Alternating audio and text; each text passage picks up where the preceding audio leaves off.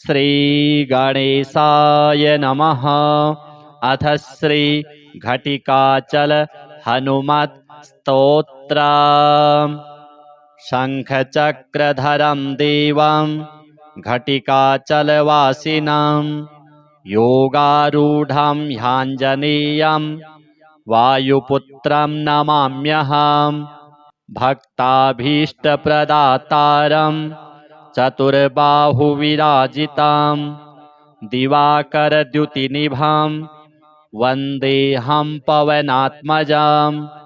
कौपीनमेखलासूत्रं स्वर्णकुण्डलमण्डितं लङ्घिताब्धिं रामदूतं नमामि सततं हरिं। दैत्यानां नाशनार्थाय महाकायधरं विभुं गदाधरकरो यस्तं वन्देऽहं मारुतात्मजं। नृसिंहाभिमुखो भूत्वा पर्वताग्रे च संस्थितं वाञ्छन्तं ब्रह्मपदवीं नमामि कपिनायकम्। बालादित्यवपुष्कं च सागरोत्तारकारकं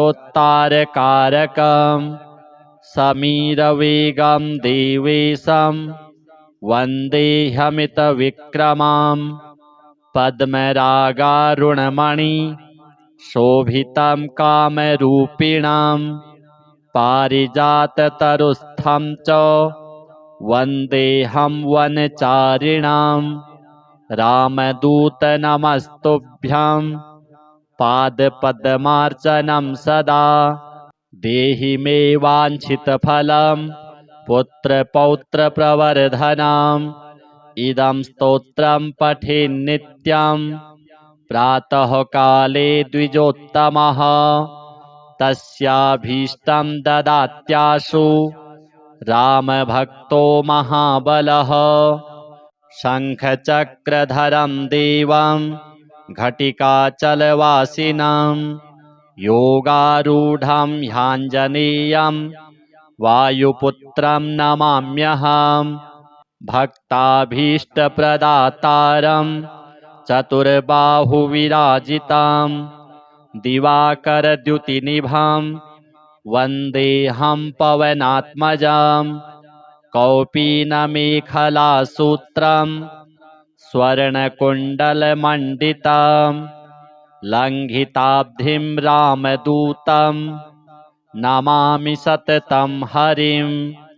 दैत्यानां नाशनार्थाय महाकायधरं विभुं गदाधरकरो यस्तं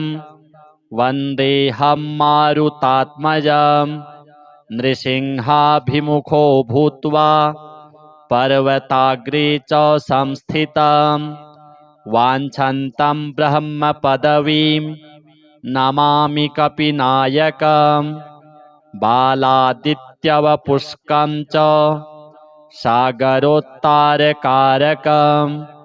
समीरवेगं देवेशं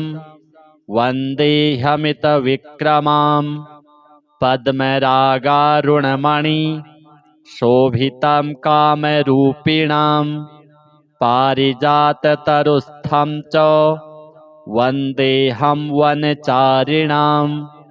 रामदूतनमस्तुभ्यं पादपद्मार्चनं सदा। देहि मे वाञ्छितफलं पुत्रपौत्रप्रवर्धनम्। इदं स्तोत्रं पठेन्नित्यं प्रातःकाले द्विजोत्तमः तस्याभीष्टं ददात्याशु रामभक्तो महाबलः। शंखचक्रधरं देवं घटिकाचलवासिनं योगारूढं ह्याञ्जनेयं वायुपुत्रं नमाम्यहम्। भक्ताभीष्टप्रदातारं चतुर्बाहुविराजितां दिवाकरद्युतिनिभां वन्देऽहं पवनात्मजां। कौपीनमेखलासूत्रं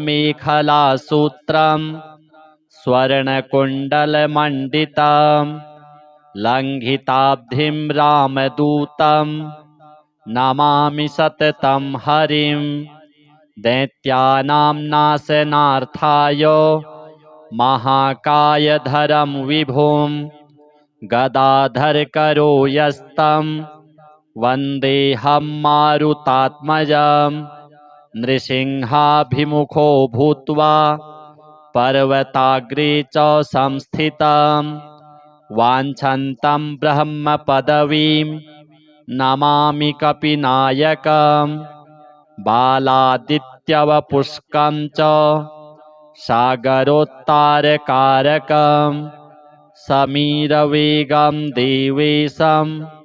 वन्देऽहमितविक्रमं पद्मरागारुणमणि शोभितं कामरूपिणं पारिजाततरुस्थं च वन्देऽहं वनचारिणां रामदूतनमस्तुभ्यं पादपद्मार्चनं सदा देहि मे वाञ्छितफलं पुत्रपौत्रप्रवर्धनम् इदं स्तोत्रं पठेन्नित्यं प्रातःकाले द्विजोत्तमः तस्याभीष्टं ददात्याशु रामभक्तो महाबलः शङ्खचक्रधरं देवं घटिकाचलवासिनं योगारूढं ह्याञ्जनेयं वायुपुत्रं नमाम्यहं भक्ताभीष्टप्रदातारं चतुर्बाहुविराजितं दिवाकरद्युतिनिभं वन्देऽहं पवनात्मजं कौपीनमेखलासूत्रं स्वर्णकुण्डलमण्डितं लङ्घिताब्धिं रामदूतं नमामि सततं हरिं दैत्यानां नाशनार्थाय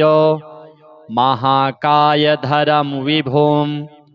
गदाधरकरो यस्तं वन्देऽहं मारुतात्मजं नृसिंहाभिमुखो भूत्वा पर्वताग्रे च संस्थितं वाञ्छन्तं ब्रह्मपदवीं नमामि कपिनायकं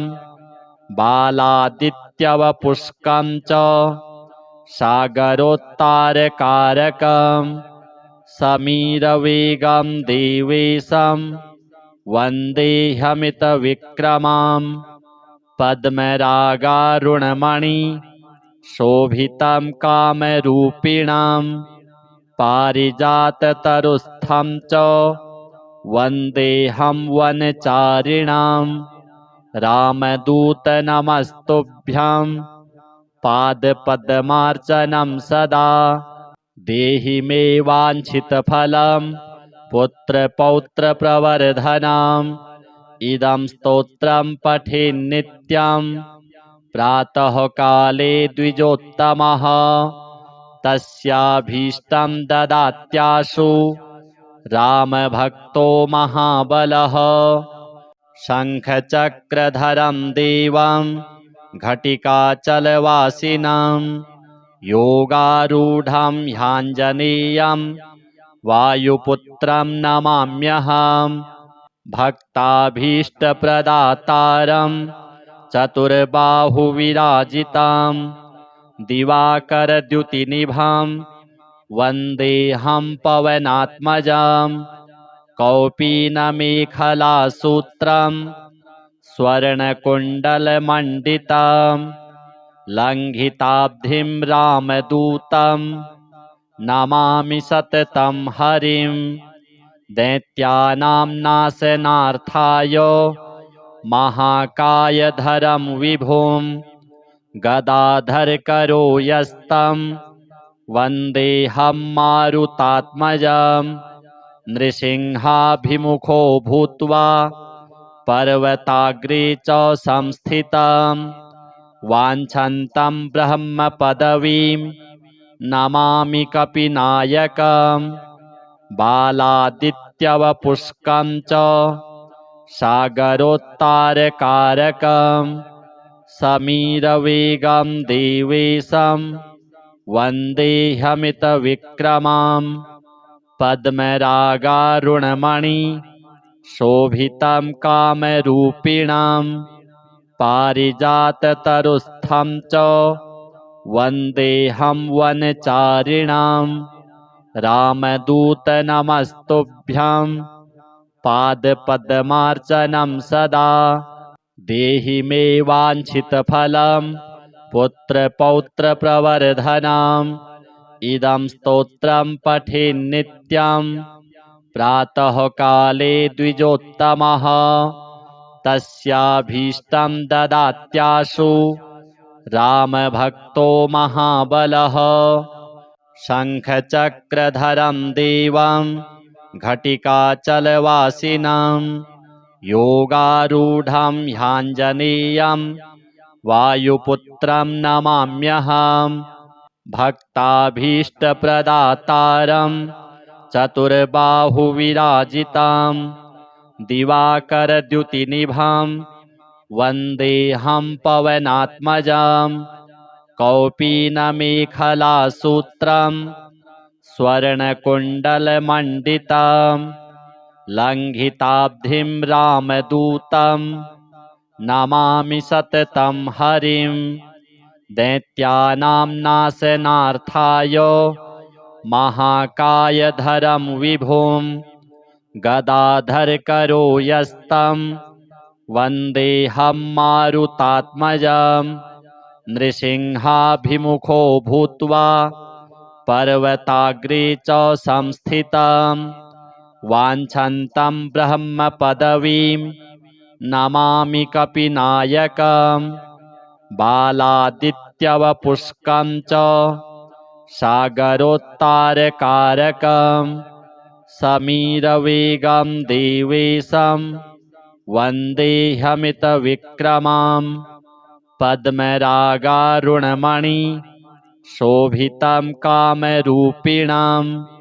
पारिजाततरुस्थं च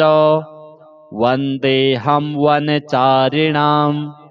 रामदूतनमस्तुभ्यं पादपद्मार्चनं सदा देहि मे वाञ्छितफलं पुत्रपौत्रप्रवर्धनम्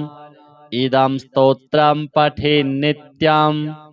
प्रातःकाले द्विजोत्तमः तस्याभीष्टं ददात्याशु रामभक्तो महाबलः शङ्खचक्रधरं देवं घटिकाचलवासिनं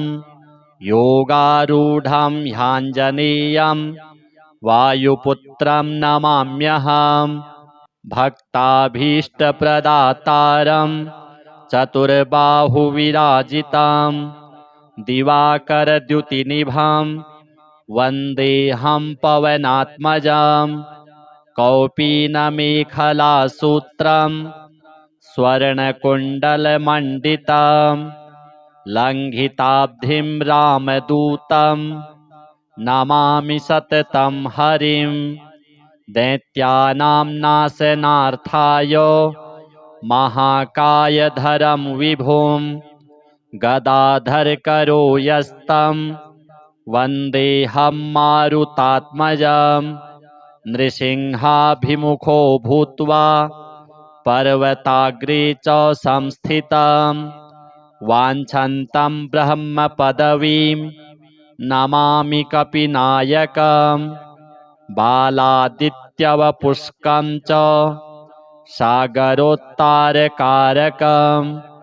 समीरवेगं देवेशं वन्देऽहमितविक्रमां पद्मरागारुणमणि शोभितं कामरूपिणां पारिजाततरुस्थं च वन्देऽहं वनचारिणां रामदूतनमस्तुभ्यं पादपद्मार्चनं सदा देहि मे वाञ्छितफलं पुत्रपौत्रप्रवर्धनम् इदं स्तोत्रं पठेन्नित्यं प्रातःकाले द्विजोत्तमः तस्याभीष्टं ददात्याशु रामभक्तो महाबलः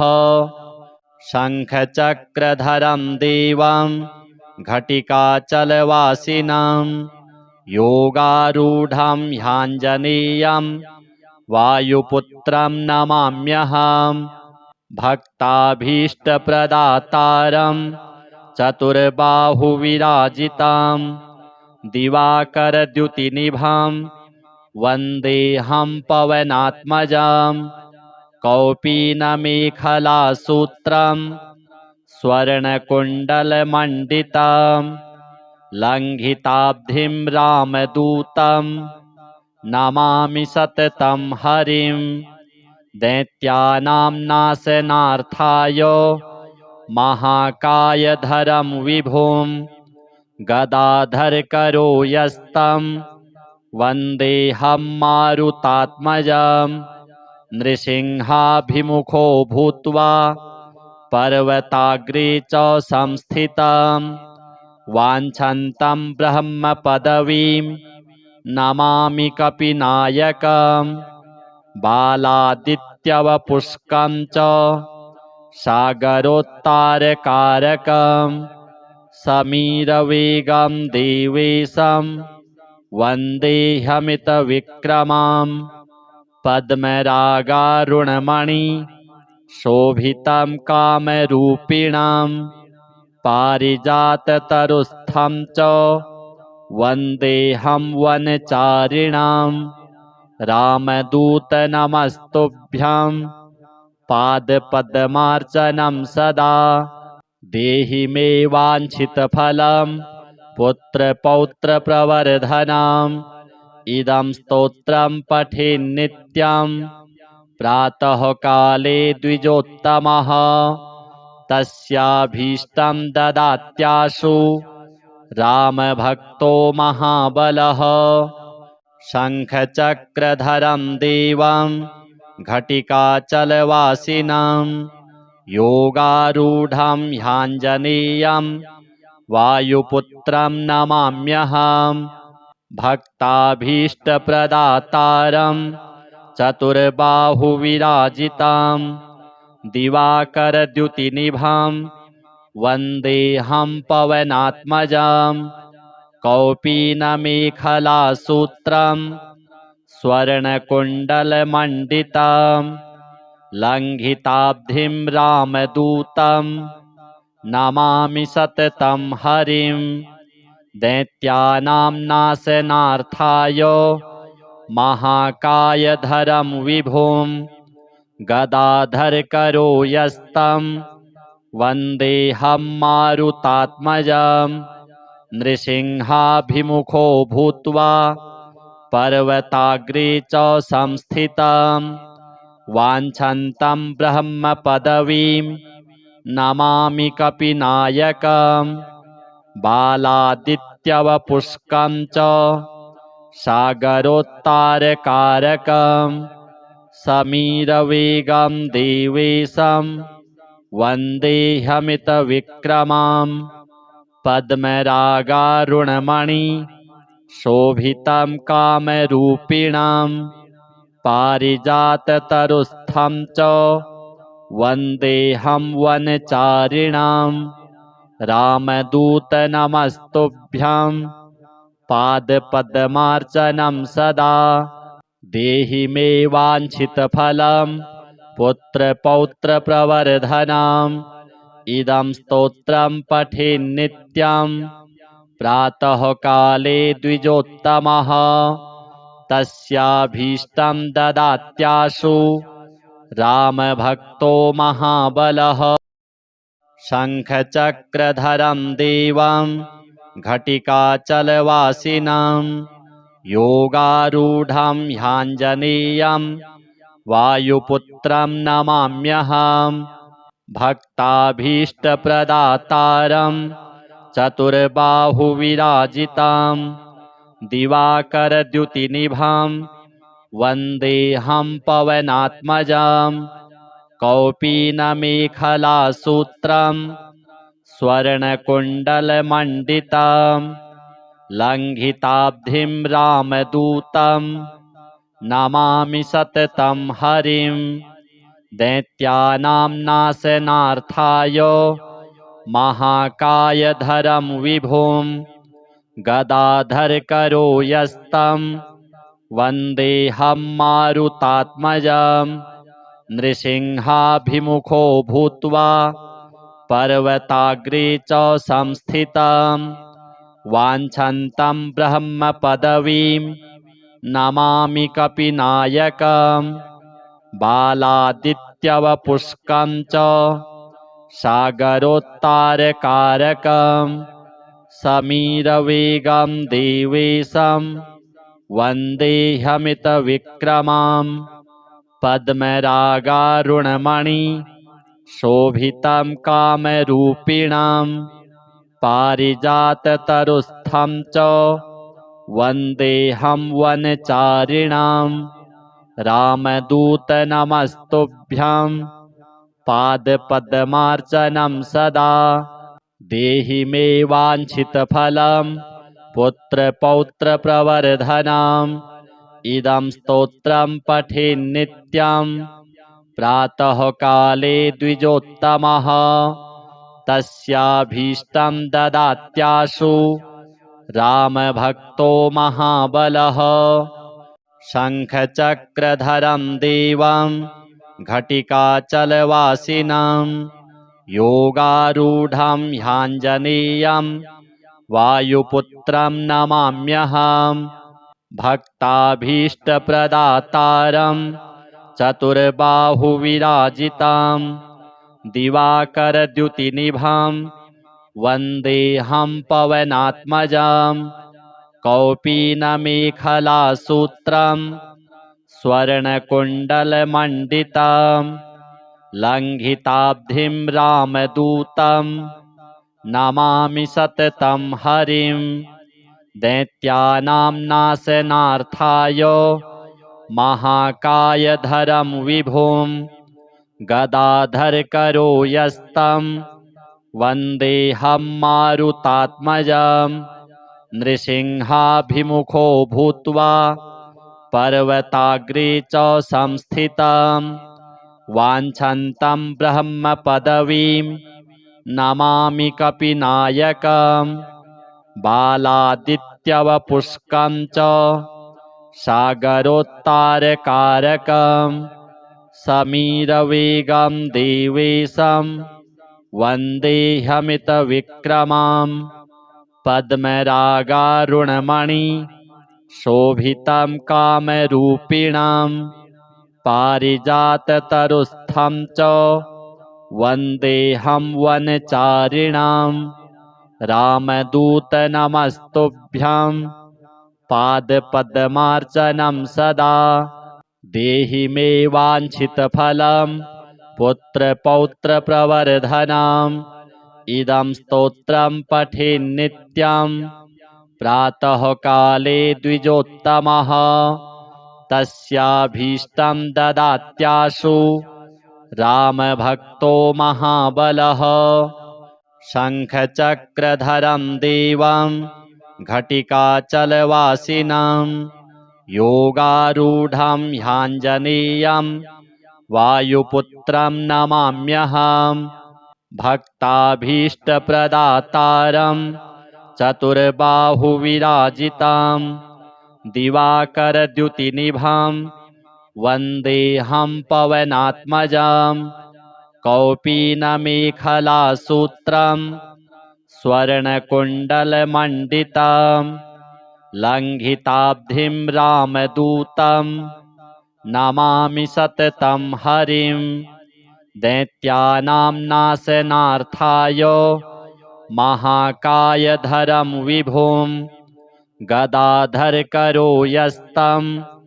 वन्देऽहं मारुतात्मजं नृसिंहाभिमुखो भूत्वा पर्वताग्रे च संस्थितं वाञ्छन्तं ब्रह्मपदवीं नमामि कपिनायकं बालादित्यवपुष्कं च सागरोत्तारकारकं समीरवेगं देवेशं वन्देऽहमितविक्रमं पद्मरागारुणमणि शोभितं कामरूपिणं पारिजाततरुस्थं च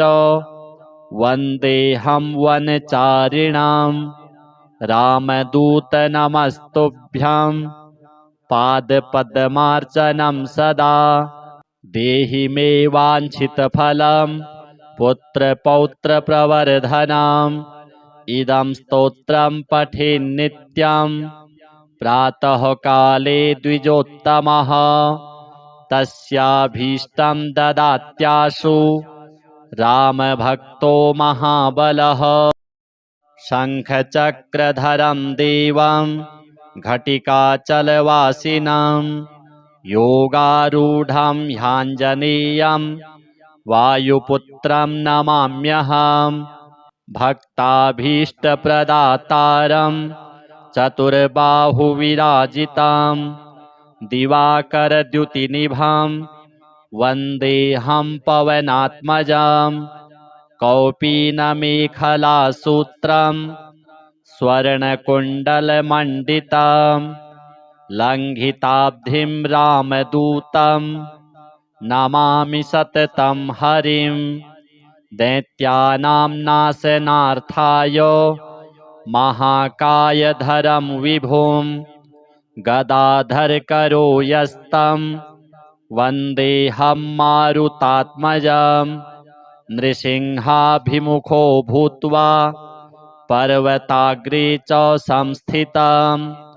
वाञ्छन्तं ब्रह्मपदवीं नमामि कपिनायकम्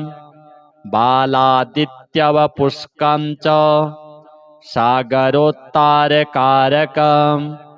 समीरवेगं देवेशं वन्देऽहमितविक्रमं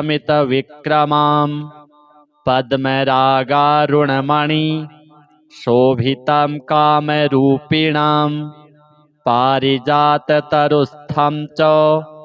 वन्देऽहं वनचारिणां रामदूतनमस्तुभ्यं पादपद्मार्चनं सदा देहि मे वाञ्छितफलं पुत्रपौत्रप्रवर्धनम् इदं स्तोत्रं पठेन्नित्यं प्रातःकाले द्विजोत्तमः तस्याभीष्टं ददात्याशु रामभक्तो महाबलः शङ्खचक्रधरं देवं घटिकाचलवासिनं योगारूढं ह्याञ्जनेयं वायुपुत्रं नमाम्यहम् भक्ताभीष्टप्रदातारं चतुर्बाहुविराजितं दिवाकरद्युतिनिभं वन्देऽहं पवनात्मजं कौपीनमेखलासूत्रं स्वर्णकुण्डलमण्डितं लङ्घिताब्धिं रामदूतं नमामि सततं हरिं दैत्यानां नाशनार्थाय महाकायधरं विभुं गदाधरकरो यस्तं वन्देऽहं मारुतात्मजं नृसिंहाभिमुखो भूत्वा पर्वताग्रे च संस्थितं वाञ्छन्तं ब्रह्मपदवीं नमामि कपिनायकम् बालादित्यवपुष्कं च सागरोत्तारकारकं समीरवेगं देवेशं वन्देऽहमितविक्रमं पद्मरागारुणमणि शोभितं कामरूपिणं पारिजाततरुस्थं च वन्देऽहं वनचारिणां रामदूतनमस्तुभ्यं पादपद्मार्चनं सदा देहि मे वाञ्छितफलं पुत्रपौत्रप्रवर्धनम् इदं स्तोत्रं पठेन्नित्यं प्रातःकाले द्विजोत्तमः तस्याभीष्टं ददात्याशु रामभक्तो महाबलः शङ्खचक्रधरं देवं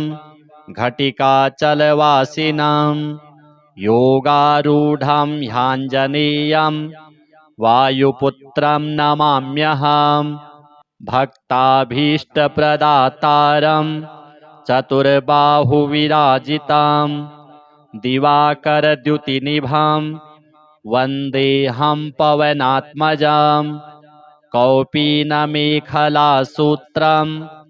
स्वर्णकुण्डलमण्डितं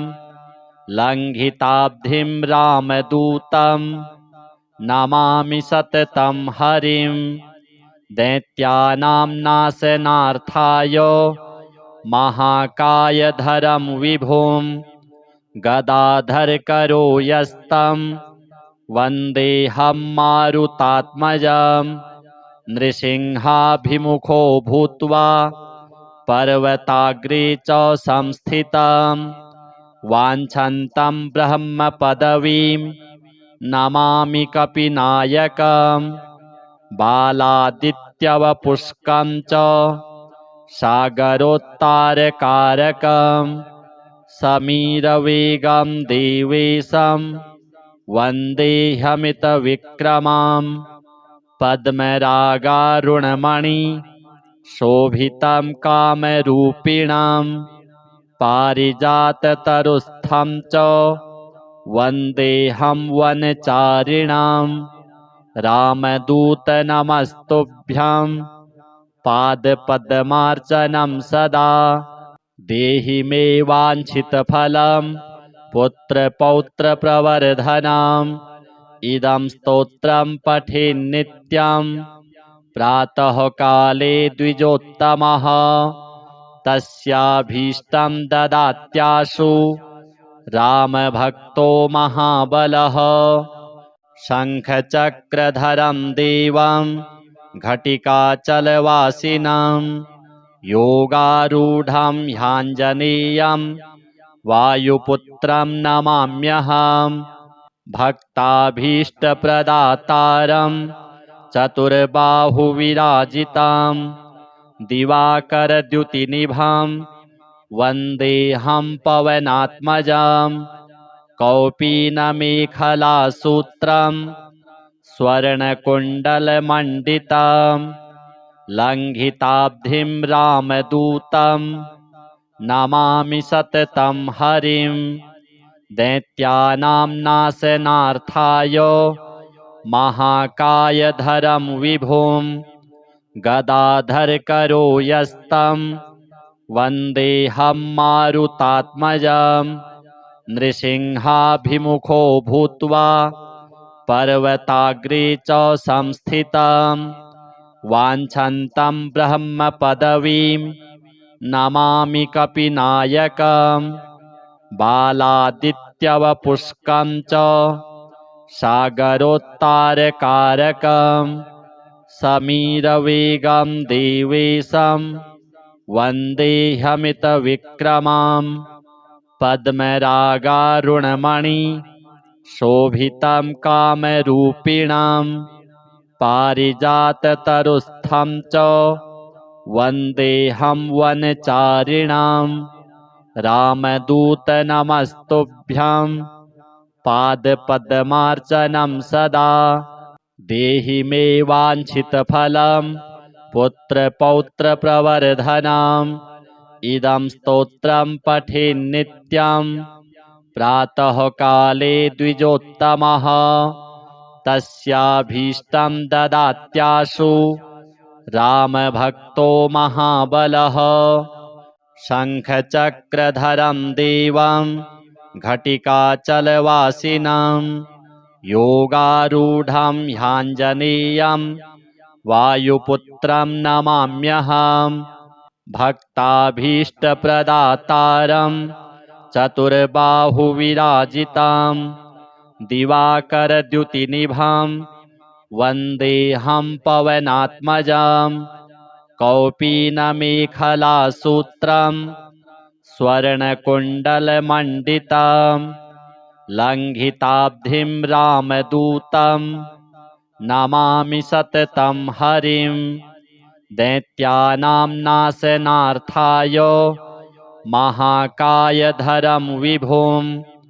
गदाधरकरो यस्तं वन्देऽहं मारुतात्मजं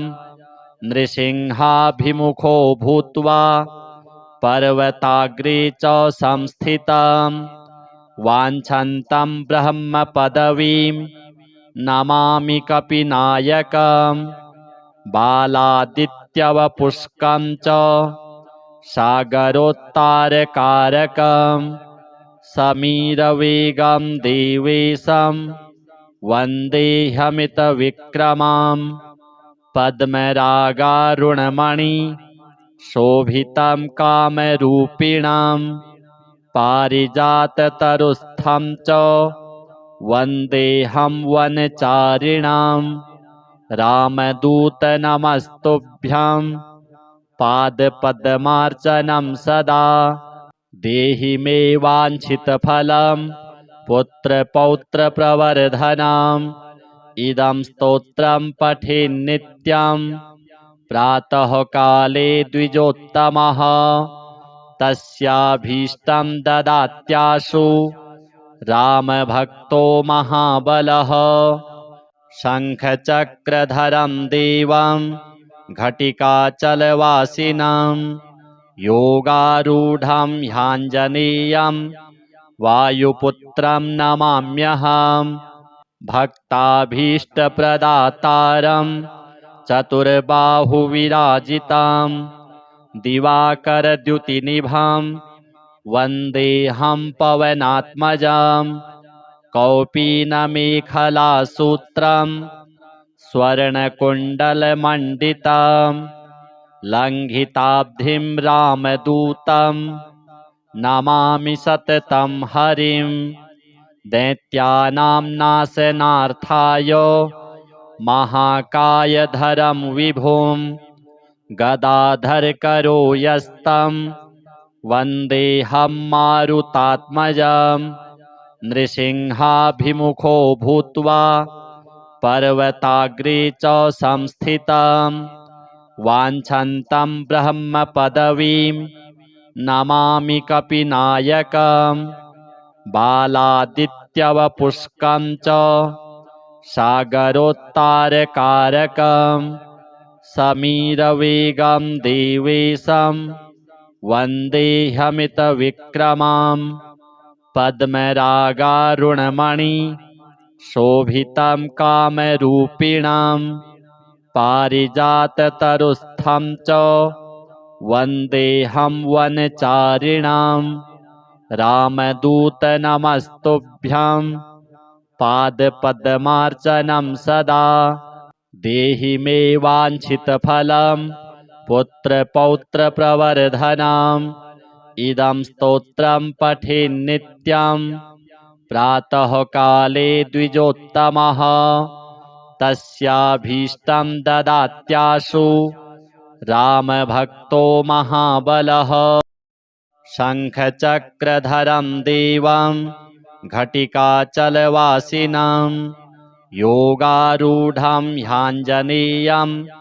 वायुपुत्रं नमाम्यहं भक्ताभीष्टप्रदातारं चतुर्बाहुविराजितं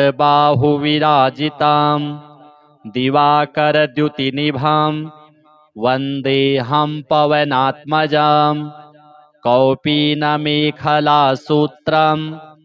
स्वर्णकुण्डलमण्डितं लङ्घिताब्धिं रामदूतं नमामि सततं हरिं दैत्यानां नाशनार्थाय महाकायधरं विभुं गदाधरकरो यस्तं वन्देऽहं मारुतात्मजं नृसिंहाभिमुखो भूत्वा पर्वताग्रे च संस्थितं वाञ्छन्तं ब्रह्मपदवीं नमामि कपिनायकं बालादित्यवपुष्कं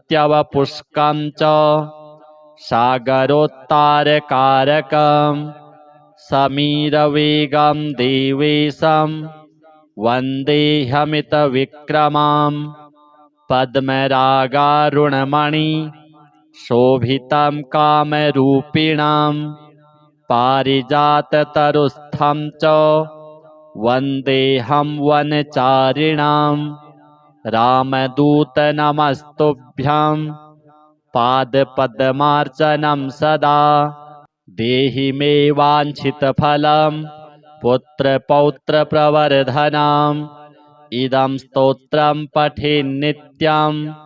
प्रातःकाले द्विजोत्तमः तस्याभीष्टं ददात्याशु रामभक्तो महाबलः शङ्खचक्रधरं देवं घटिकाचलवासिनं योगारूढं ह्याञ्जनेयं वायुपुत्रं नमाम्यहम् भक्ताभीष्टप्रदातारं चतुर्बाहुविराजितं दिवाकरद्युतिनिभं वन्देऽहं पवनात्मजं कौपीनमेखलासूत्रं स्वर्णकुण्डलमण्डितं लङ्घिताब्धिं रामदूतं नमामि सततं हरिं दैत्यानां नाशनार्थाय महाकायधरं विभुं गदाधरकरो यस्तं वन्देऽहं मारुतात्मजं नृसिंहाभिमुखो भूत्वा पर्वताग्रे च संस्थितं वाञ्छन्तं ब्रह्मपदवीं नमामि कपिनायकम् बालादित्यवपुष्कं च सागरोत्तारकारकं समीरवेगं देवेशं वन्देऽहमितविक्रमां पद्मरागारुणमणि शोभितं कामरूपिणां पारिजाततरुस्थं च वन्देऽहं वनचारिणां रामदूतनमस्तुभ्यं पादपद्मार्चनं सदा देहि मे वाञ्छितफलं पुत्रपौत्रप्रवर्धनम् इदं स्तोत्रं पठेन्नित्यं प्रातःकाले द्विजोत्तमः तस्याभीष्टं ददात्याशु रामभक्तो महाबलः शङ्खचक्रधरं देवं घटिकाचलवासिनं योगारूढं ह्याञ्जनेयं वायुपुत्रं नमाम्यहम् भक्ताभीष्टप्रदातारं चतुर्बाहुविराजितं दिवाकरद्युतिनिभं वन्देऽहं पवनात्मजं कौपीनमेखलासूत्रं स्वर्णकुण्डलमण्डितं लङ्घिताब्धिं रामदूतं नमामि सततं हरिं दैत्यानां नाशनार्थाय महाकायधरं विभुं गदाधरकरो यस्तं वन्देऽहं मारुतात्मजं नृसिंहाभिमुखो भूत्वा पर्वताग्रे च संस्थितं वाञ्छन्तं ब्रह्मपदवीं नमामि कपिनायकम् बालादित्यवपुष्कं च सागरोत्तारकारकं समीरवेगं देवेशं वन्देऽहमितविक्रमां पद्मरागारुणमणि शोभितं कामरूपिणां पारिजाततरुस्थं च वन्देऽहं वनचारिणां रामदूतनमस्तुभ्यं पादपद्मार्चनं सदा देहि मे वाञ्छितफलं पुत्रपौत्रप्रवर्धनम् इदं स्तोत्रं पठेन्नित्यं प्रातःकाले द्विजोत्तमः तस्याभीष्टं ददात्याशु रामभक्तो महाबलः